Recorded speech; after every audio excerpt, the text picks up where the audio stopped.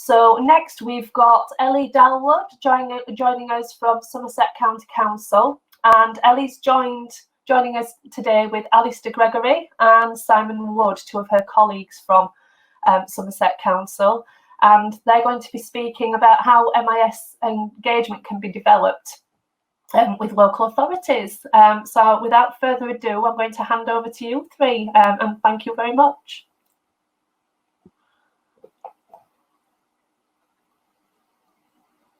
Thank you, Emma.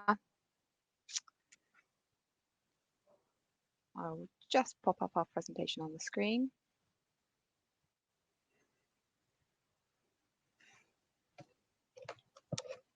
Please do let me know if you can see that.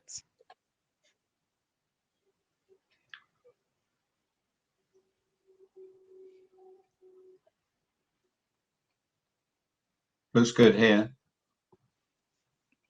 Okay.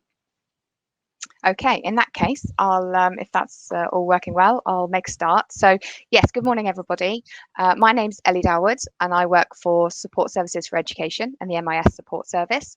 And I've got Alistair and Simon with me today as well, also part of the team. We've been invited along to talk about our engagement with Bromcom and the reasons for why we've decided to make the move to supporting Bromcom and the impact that that's having on Somerset schools. Before I start, I'll just give you a little bit of context for those of you that don't know Somerset. We're a large rural county. We've got in the region of 68,000 school-age pupils and 270 schools, of which 40 of those are secondaries. So, so we're diverse, we're spread out, and we're a large and busy county. The team that we work in, the MIS Support Services MIS team, there are 13 bodies with 11.5 full-time members of staff. We're compiled of 4 team leaders, myself as service manager, 5 advisors. We have 2 members of the team who support the helpline on the front line, and 1 apprentice as well who's new to the service. So a number of people, but still incredibly busy supporting our school. Okay, so I just wanted to start with explaining a little bit about why we've opted to support Bromcom. And I'm sure that many of you in the local authorities out there will be seeing some very similar themes and trends going on. So this won't be new, I don't imagine, to many of you. But we really felt that we needed to move away from our sole offer of SIM support that we've been delivering hugely successfully with a great deal of positive feedback from our customers for many, many years. You'll be aware that there are several reasons for that need to move, one of which is led by cost for schools that are having to pay for servers and the upkeep of those systems.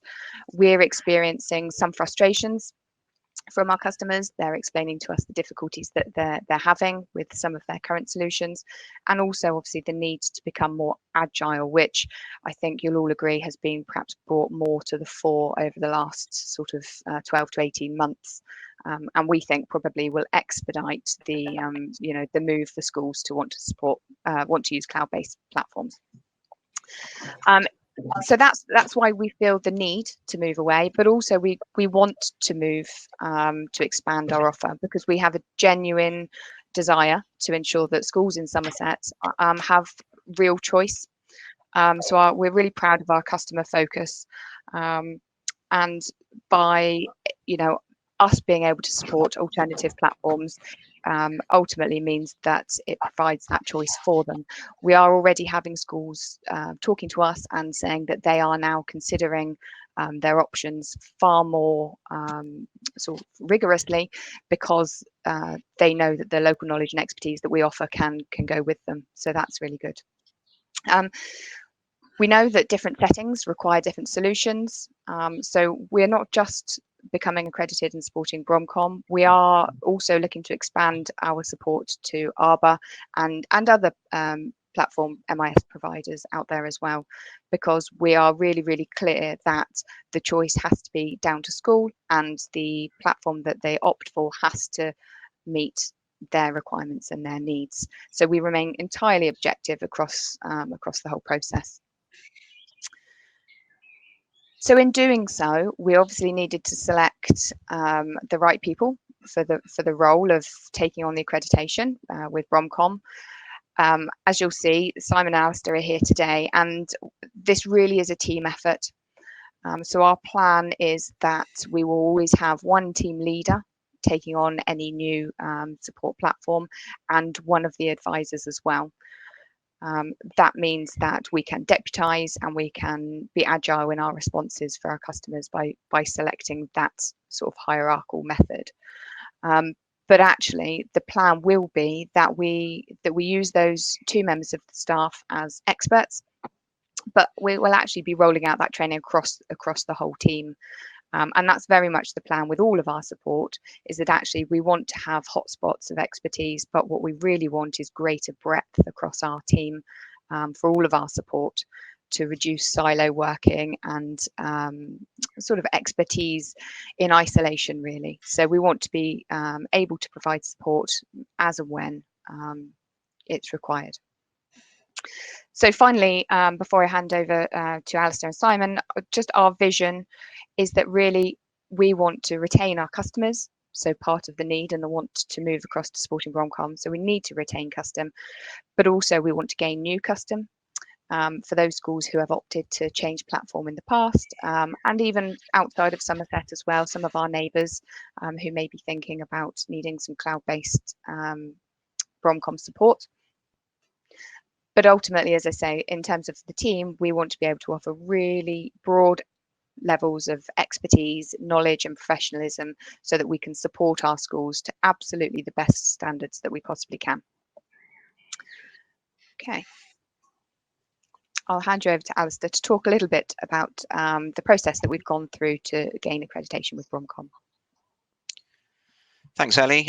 Yeah, morning everyone. My name's Alistair Gregory, so I'm an MIS advisor within the team, and that involves running training sessions for schools and supporting them on the help desk with any queries or problems they have. I've been in this role now for probably about 12-13 years. So when the opportunity came along to sort of get up to speed with another MIS, Bromcom in this case, I thought it'd be a really good chance to just try something different, get to know a new system, and support the team. So just to take you through some of the steps involved towards becoming accredited. So we decided the best approach, as Ellie said, would be to work in this case in pairs. So I've been working with Simon. Just allows us to bounce ideas off one another, and it was really useful. And Bromcom provided for us a series of videos on YouTube, which were webinar recordings. And each of these videos allowed us to tackle a particular topic or part of the system. And we decided we'd do one a week. So, for example, core functionality, attendance, communication, curriculum. Each of these videos would probably last between 1 and 2 hours, and then following that, we would have to take sort of like a mini exam. So there'd be a range of questions.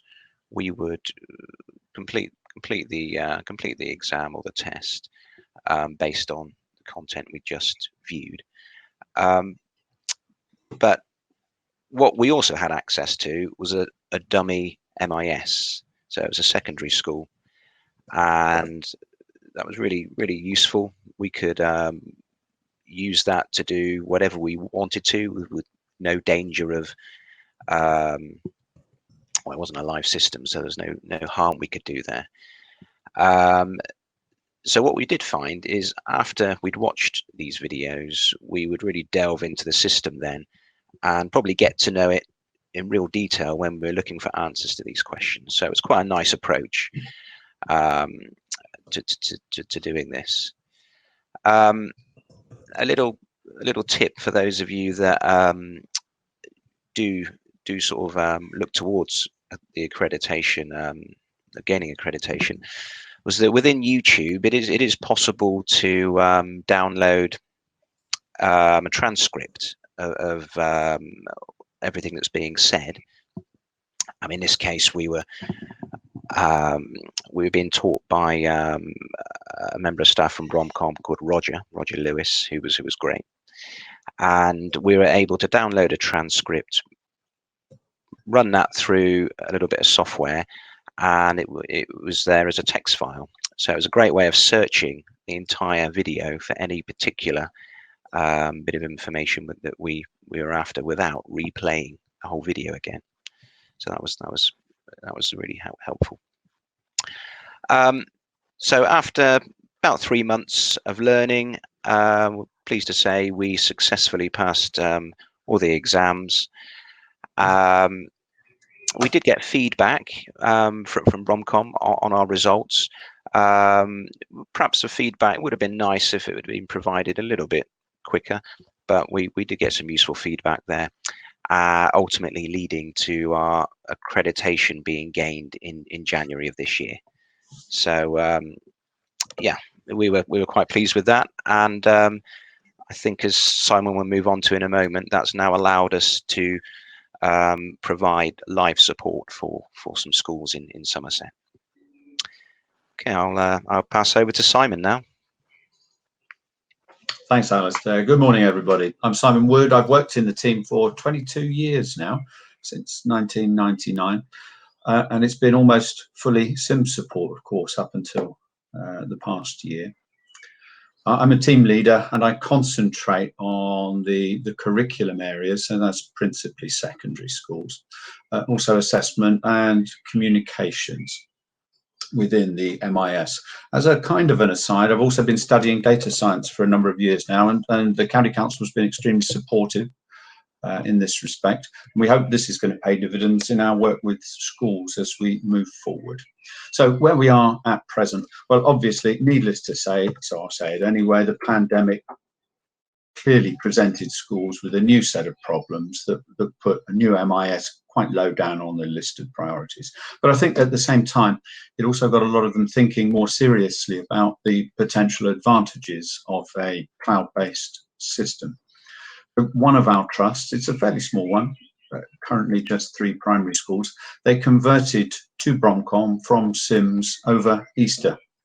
This is a trust that we've had and do have a good long-standing working relationship with in supporting Sims. We weren't involved in the actual migration process at all. That's handled completely by Bromcom and went smoothly. So we picked up at the point that the school had been converted. Just to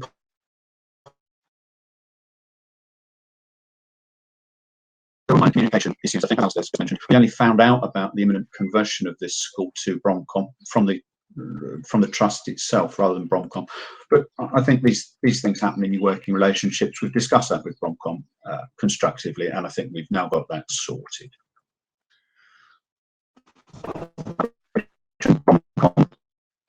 Provide the trust or the school with a number of transition meetings. These are basically Q&A sessions, that's my take on them, in which the schools can ask an expert from Bromcom any MIS questions that have arisen over the past week or the past few weeks.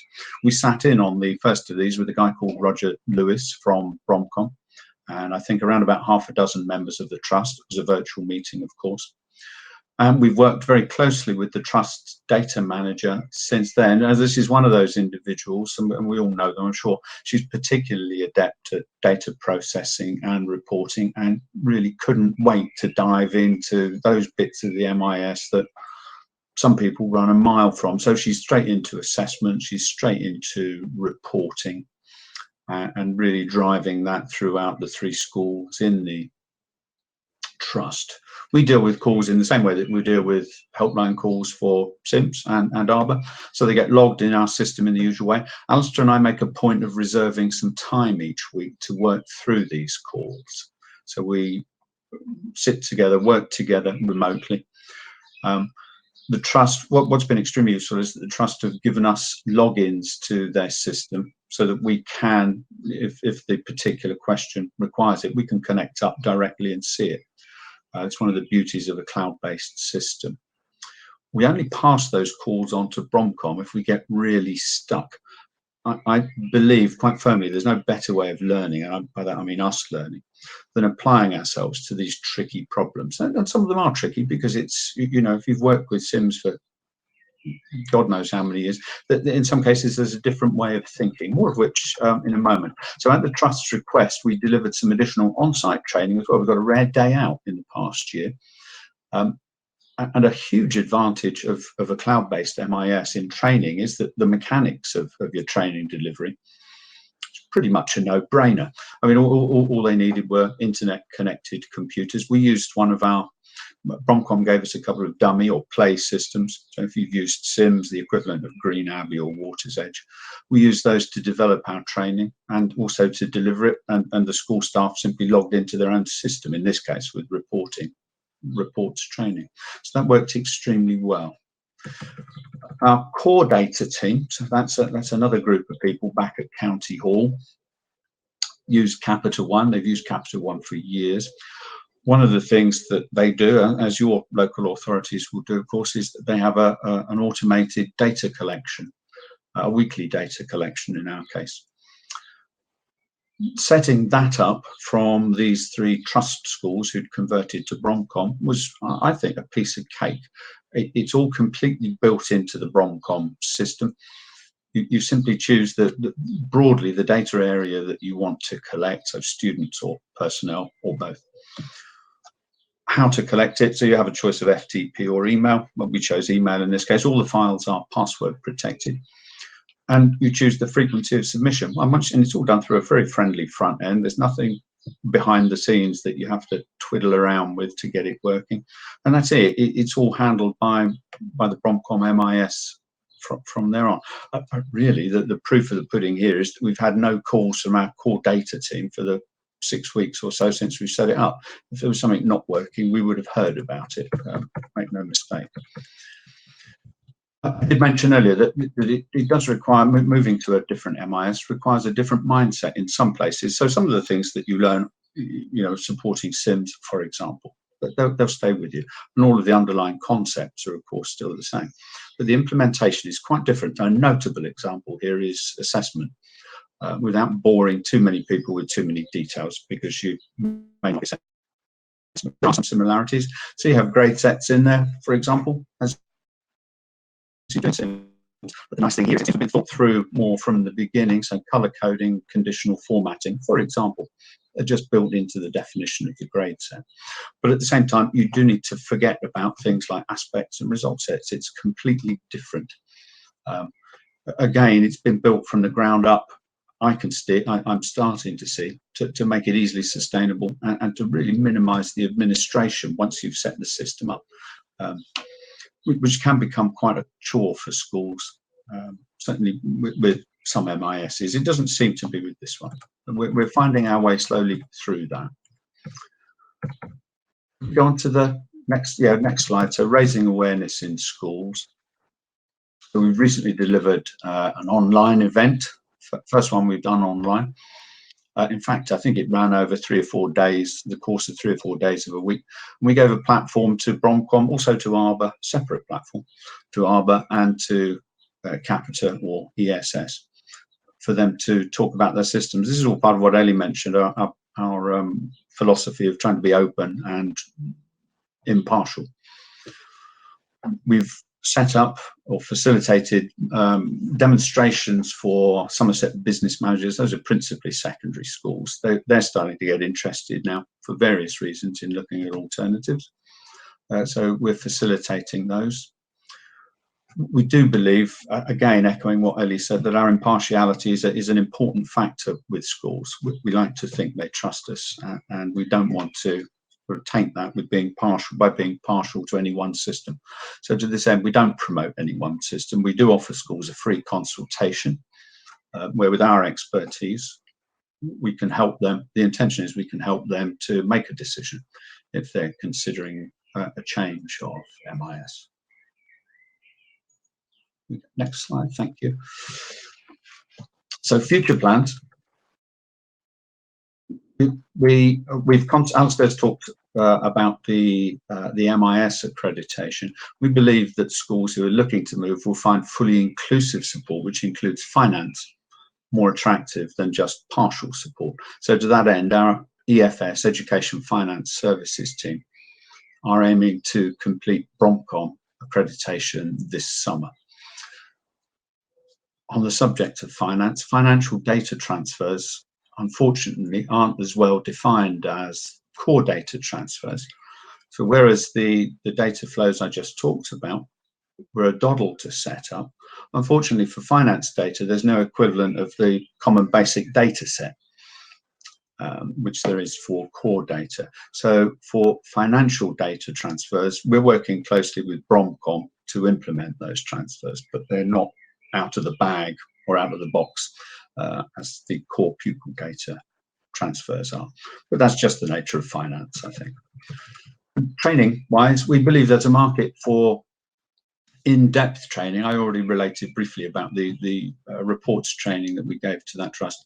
We think particularly for the more involved processes and certain MIS areas. So we're developing our training coverage to include schools that we don't necessarily support. So I'll come back shortly and talk about vision, but it's meantime back to Ellie. Thanks, Simon. Absolutely. So the last sort of thing that I really wanted to touch upon was the reflection of our experience of working with Bromcom. As we've said, this was a huge departure for us and quite a leap into the unknown. You may have noticed the train tracks on my first slide. We certainly feel like we're on the train now. We've definitely left the platform and we're on our way. And it has been a really, really positive experience for us with Bromcom.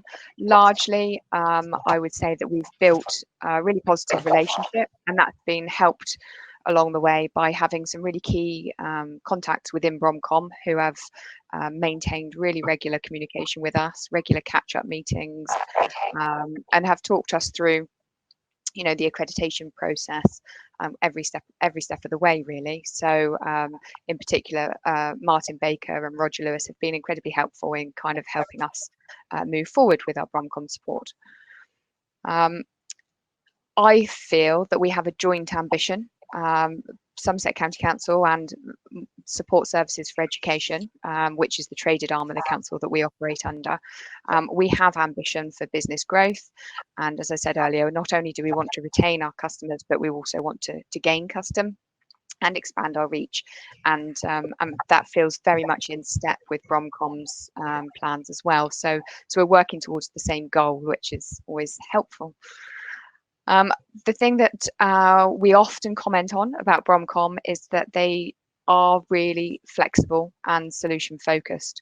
We feel that it's a very genuine offer to listen to feedback, and not only listen, but actually to take that on board and to work with that. Simon touched upon the finance data transfer, and I think that's a really good example of where Bromcom has said, talk to us, show us what you've got, how you operate, and we'll adapt and work with you to make it fit. So that's been really, really helpful. So we're really trusting that actually we're being heard, and that our ideas are being taken on board, which is great. With any new process, it's never always plain sailing. So it would only be fair, having touched upon all the good points, to mention that we have had some challenges with ensuring that our support of Bromcom schools has been sort of shared widely among all of the different departments within Bromcom, and there's been a couple of instances where perhaps things haven't been quite as joined up as we would have liked. However, as Simon mentioned, we've talked that through with Bromcom, and we feel that we're certainly coming out the other side of that now, and we're raising our profile. And other, members of the Bromcom team outside of those two contacts that I've spoken about are joining us for catch-ups and things now as well. So that's really going to be really beneficial. And just the final thing, obviously, the legal partner agreement. I'm sure you may find this in other local authorities, but legal teams do tend to be a little risk averse. So that wasn't an easy task to arrange the partner agreement. to fit the local authority requirements, but also to suit Bromcom's needs. So we're still working through that at the moment. By all means, there's plenty of motivation on both sides, but it is a little complex, and we feel perhaps some of the variations in circumstances that arise with different schools trying to or wanting to move MIS perhaps aren't necessarily very easily reflected in that one document. So that's something that we're going to continue to work through with Bromcom. But on the whole, our experience is very, very positive, and that helps us a great deal. Albeit we're objective, actually, we wouldn't want to be talking to schools about product or organisations if we weren't happy, you know, with how they operated. So that's all really, really positive. Now, finally, we'll just finish off talking a little bit about Vision and our work with the Vision project. And I'll hand you back to Simon for that. Thanks, Ellie. Hello again. So Vision, I don't know what you know about Vision, but just putting it in a sentence, it's a MAT dashboard. If you're familiar with Sims School View, think Sims School View, but it's an actively supported and developed product. So going back a couple of years, we developed our own fully automated cloud-based MAT dashboard system. It was based on PowerBI, Microsoft Power BI, and we developed our own proprietary data connector, and it all works extremely well. We're in the course of piloting that with a trust, more of which in a moment. But for various non-technical reasons here at our end, the project unfortunately ground to a halt. So that was a bit of background, but at that precise moment, and it was the most opportune moment possible really, Bromcom arrived with the offer of a free 3-year trial of Vision, or Vision X as it was then, I think, for local authorities and MATs. So we had demonstrations, we had discussions, internal and external, and we decided to take them up on that offer, to take Bromcom up on that offer for the free trial.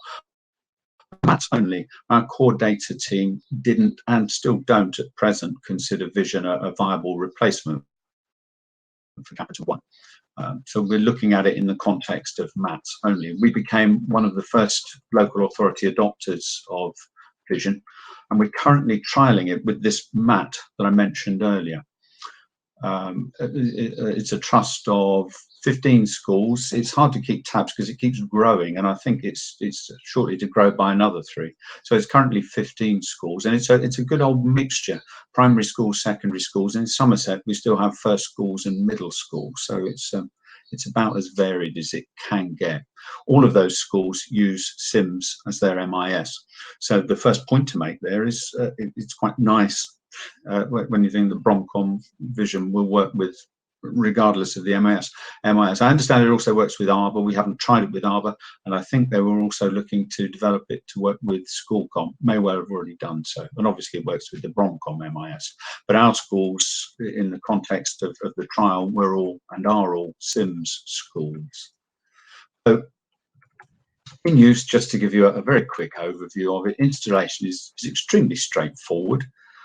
We let Bromcom know of any new MAT or a school within a MAT that wants to come on board to have access to Vision and have its data included in Vision. Bromcom then do the back end behind the scenes stuff. So they'll set the school up in Vision at their end. Our part in the process as the support team is to install the Bromcom data adapter. So that's a small bit of software that sits on the school server, and on a nightly basis, it extracts data from Sims, pumps it up into the cloud for use in the Vision dashboard. I think it will also, Vision will also work with the WAND data connector as well, if the school's already using that, but all of ours are, we installed the Bromcom data connector. We then have to create user accounts for the MAT, and I'll come back to that in a later slide. And we give the MAT an overview of Vision, and that will be with the data manager, and they can then disseminate that information as they see fit within the school, and that knowledge of how to use it. Although using it is pretty much a no-brainer. If you can read menus and choose from them, you don't need any particular training, I don't think, to use it. So in this trust that we're piloting with, the data manager uses Vision on a daily and a weekly basis to observe. Principally, they're looking at attendance data. So as Ellie mentioned, we're a rural county, and this trust is quite spread out geographically. So being able to having all of that data pulled in automatically on a daily basis is fantastic for her. I know she used to drive around to some schools to collect data. We do have the internet in Somerset, but still she had to go around on occasion and actually extract that data herself prior to Vision. I think their use of it will expand now, because it does a lot more than attendance, although that's their principal interest. One of the most exciting things is the integration of PowerBI in Vision. We'll see some slides of that later. At the moment in the trust, I've got to say, it's a case of kind of old habits dying hard. So Vision is a great all-in-one system. It collects, collates, and analyzes and presents the data for analysis. The trust data manager at the moment is using it to do the collection and the collation, but they then extract the data, put it into Excel, and produce their own presentations. So it's absolutely fine if that's the way they want to go. But there are definitely ways of streamlining that and enhancing that by building Power BI dashboards and having the whole thing as part of Vision, rather than just using Vision as a data collection tool.